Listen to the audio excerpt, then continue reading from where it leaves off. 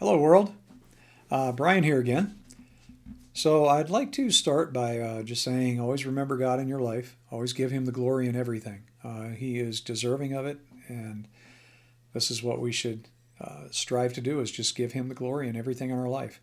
Um, so, to get things going, I don't want you to think, and I think I mentioned this last week, I don't want you to think I'm trying to tell you what to believe in these videos. That's not the case. Basically, I'm just talking about my perspective on things, and I don't want you to simply take my word for any of it. So do your own research. I encourage that if you would do your own research into these topics. Determine for yourself if you happen to agree with my perspective, don't agree with it, or maybe come up with some uh, your own perspective based on research and common sense. Also, another thing I'd like to say is I've included a link to a PayPal page here where if the Spirit moves you to help me with some of the advertising costs and things like that to get this ministry out to others around the world, you can donate whatever amount you like, 50 cents. I don't care. Every little bit helps. So if that's not the case and you prefer not to, that's fine too. Um, I would ask though if you do like what is going on here, please like it, share it, and click on follow so you're following. So when a new one comes out, you'll get word that it's there. Um, the important thing here being uh, to share it, to get it out to others. You know, you've got a lot of friends. I've got a lot of friends. I share it. I'm hoping that you will as well. Share it with your friends. Anybody who's on the fence really could be impacted by this, or at least I'm hoping so. So please do any of those things or all of those things, even better. When you share these messages, others might get value from them. The important thing here is that the messages in these episodes are always free to everyone. This is very important to know. I'm never going to guilt you into giving me money or doing anything that you don't want to do. These messages are free. They're a free service, as they should be. God intended His message to be free. So this is what it is and what it's always going to be. So it's my goal to help those who might otherwise not find Him to hopefully find their way to God. And so anyway, let's go back a few episodes real quick and do a recap. You'll remember from the last several episodes, from my perspective anyway, we do know that God created everything. That by using some complicated mathematics and a little bit of common sense, I understand the common sense. That part I get. The math, maybe not so much. That's a little complex. But I will admit that I don't understand the math. I just know that other people have done it. And so, using these things, we can pretty easily conclude that God was the intelligent designer who created everything. When you do these calculations with God in the mix, they come out to 100% probability. We talked about how, from a scientific viewpoint, there was the Big Bang, creating matter forming from non-matter. Uh, didn't happen by accident. We've got life forming from non-life, also would not have happened by accident. And we talked about in that same episode how a few microbes kind of evolved into all the plethora of life that there is on the planet today. Also did not happen by accident. And finally, in the last episode, the stability of the universe and our solar system, as well as Earth's orbit around our sun, um, also didn't happen by accident. So we've, in my humble opinion anyway, all of these things add up to a whopping 0% or near 0% probability, um, meaning that, again, from my perspective, none of these things happened the way mainstream science says they did. They did not happen by accident.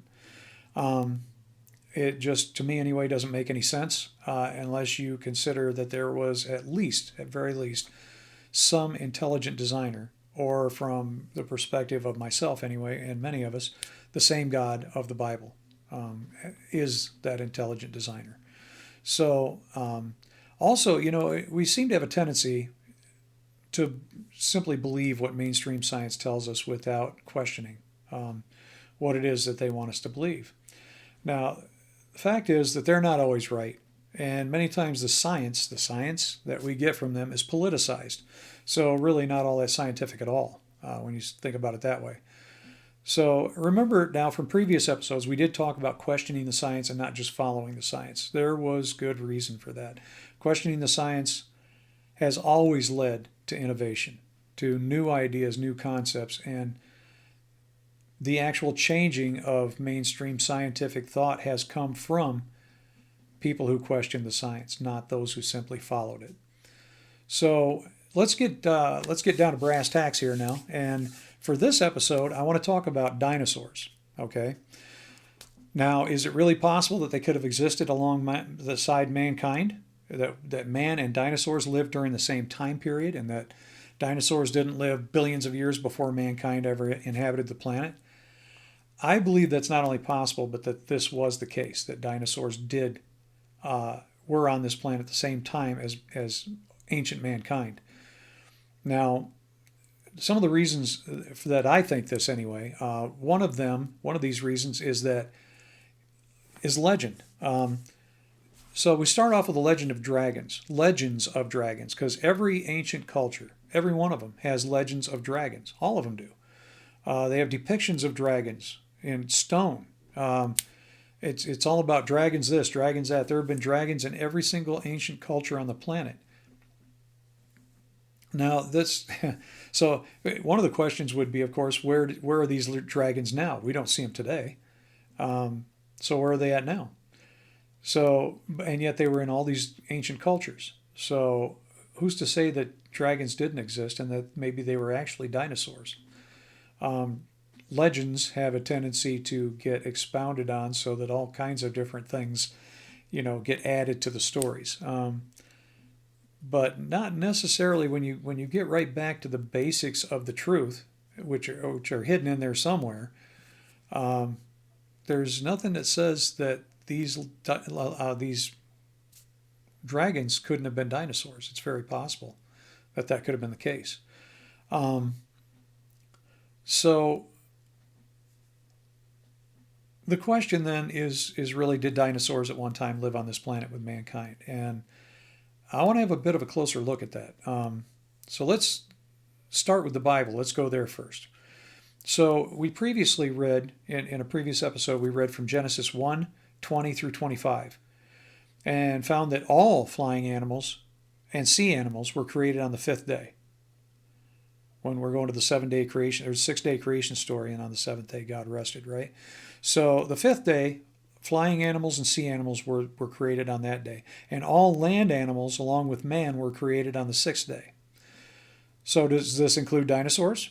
I think it does. And one of the big reasons is in the Bible again.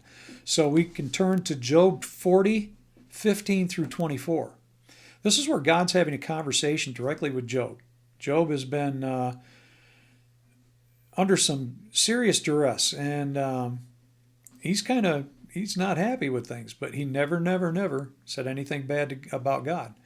But he's not happy with the situation. And so God is talking to Job directly. And in his conversation with Job, he mentions that he created something called the behemoth, which has a tail which sways like a cedar. Now, I can tell you, I know that there is no animal on this planet today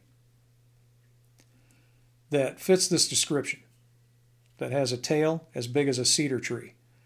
The description does fit many kinds of dinosaurs, but the rest of the description that God provides in Job is not just about the tail as big as a cedar, but he also talks more about this particular animal and paints a pretty strong picture of what would be a brontosaurus type animal that may have lived at that time. So if we consider that God created dinosaurs alongside man, same day, then we would have to paint the picture that dinosaurs and man existed at the same time, at that time. Now, Job 41:1 through 10 talks about, God is talking about another creature he created called the Leviathan, and this is a giant sea creature, which we never see or hear of today. So again, based on legends, there have been many ancient sailors' legends that talk about giant sea creatures that could easily destroy a large ship of that time. So then moving along, we can look at the fact or the possibility, probability, if we go by the Bible, that God did create dinosaurs, that they lived alongside mankind at that time, and then at some point we're going to get to the flood, the Great Flood. So archaeologists, many archaeologists, not all of them, but many of them have determined that there was a great flood on this planet that covered the entire planet. So could Noah have taken dinosaurs on the ark just before the great flood happened? Two by two, right along with all the other animals. Um, I've heard a lot of people scoff at this idea that the whole idea of all of the animals, all the creatures of the planet, well, it would have been all the land animals, but that they would, how could he have gotten them all on the ark? The ark is only finite, right? It's only so big. How do you get them all on there, especially dinosaurs, too? Well, if we keep an open mind about this, and if we look first at science and look at the idea that science has been exploring things like wormholes and portals to other dimensions or worlds, black holes and things like that. Well, we know black holes exist, but the wormholes and portals are theories. There's no scientific fact of any of these things yet. Dimensions, other dimensions. No scientific fact there for any of that. But they are theories. They're scientific theories. So we can turn to science to look at these things. And if we keep these things in mind and keep in mind also the idea or the concept that God can do anything. So could God then have pretty easily, I would think easily, have made the door to the ark itself basically a portal to another place where all these animals could have simply stepped through the portal to a different planet, a different place altogether, and kind of been stored there, been kept safe there until the flood was over. I think that's entirely possible. Another idea might be that God could have simply shrunk them to a tinier version of themselves, and thereby making it possible that they would have all fit on the ark. So, and for my part, these are just two ideas or two concepts that that would have brought the dinosaurs as well as all the animals, all the other animals on the planet through the flood. So if we look at the flood, we go through 40 days and 40 nights. Noah, at the end of it all, the waters recede. We've got land again. We've got dry land again. So he turns all these animals back loose on the planet. He opens the doors. God opens the doors. And the animals all come out of the ark. So what might have happened to the dinosaurs after that? Dinosaurs would have been released onto the planet as well. So what could have happened, of course, this is my idea, of course. No one living today was actually there to witness any of this. So I submit to you that one thing that could have easily happened to them would have been man. After all, what is the one thing that man does really well? He can hunt. He can hunt very well in coordinated packs. I'm sure he would have observed and copied other animals doing the same things, like lions and wolves, who also hunt in packs. Large animals like dinosaurs would have been food for an extended period of time. Skins would have provided clothing and shelter. As man multiplied post-flood, he could have easily hunted these animals to extinction, particularly if they didn't breed as prolifically as we do. Also, considering that their babies, dinosaur babies, would have probably also been considered food for other predators. So it's hard to say, but if they didn't breed that prolifically, it would have been pretty easy to hunt them to extinction. So there is some suggested evidence, other suggested evidence that man and dinosaurs may have existed at the same time. This can be found in a rocky area of a section of riverbed in the Paluxy River in Texas. So there are clear footprints in the rock that look to be from a large herbivore dinosaur, like a brontosaurus, those type of tracks. They're embedded into the rock in the riverbed. And there are also smaller footprints that could have been from a man embedded inside the larger footprints and alongside them, appearing as if maybe he had been hunting the larger animal. Scientists have actually taking a look at these smaller footprints, they say that it can't be from a man because of the size of the footprints. The man would have had to have been 18 to 20 feet tall based on the size of the footprints. Now, to me, this is science contradicting itself yet again. Science states that the dinosaurs could have gotten so large as they did because of the concentration of oxygen on the planet at that time. But they don't bother to take into consideration the same thing with regard to mankind. If dinosaurs would have gotten large because of the oxygen content, it seems to me that mankind would have also gotten large because of the oxygen content. Now, we also need to remember that the Bible itself even talks about giants and these creatures called the Nephilim, who were, I'm not entirely sure if the Nephilim and the giants were one and the same or not, but the Nephilim were supposed to have been a crossbreeding of fallen angels with human women. The book of Enoch, which is not in the canonized Bible, also mentions these giants, also makes mention of them.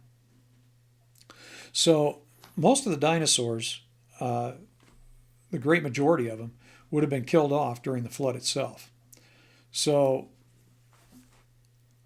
we know from carbon dating that carbon dating itself actually is only somewhat accurate going back as far as about 1,500 years. After that, it's really not very accurate at all.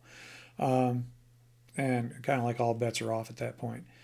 Petrification, same thing. Doesn't take millions of years to happen either. So I'm really thinking that it's possible that these dinosaurs, the majority of the dinosaurs that were on the planet at the time, that the reason they find their bones embedded in rock and whatnot is not because they are billions of years old per se, but because these animals would have been killed during the Great Flood. Their bodies probably mostly devoured by the sea life, and then their bones would have ended up under tons of layers of silt and dirt and whatnot that would have piled on top of them as the waters receded, which would have eventually become sedimentary rock, and the bones would have been contained in the rock. So that's kind of my idea on it, my thoughts on it. A lot of this is, of course, theoretical. Like I said, none of us were around at that time. None of us were there to see it firsthand. So this is kind of my conjecture on dinosaurs and men and that time frame. So for your part, I would say you can believe me if you want to. I encourage you, though, to please do your own research on this. See if you happen to come to the same conclusions, or maybe not.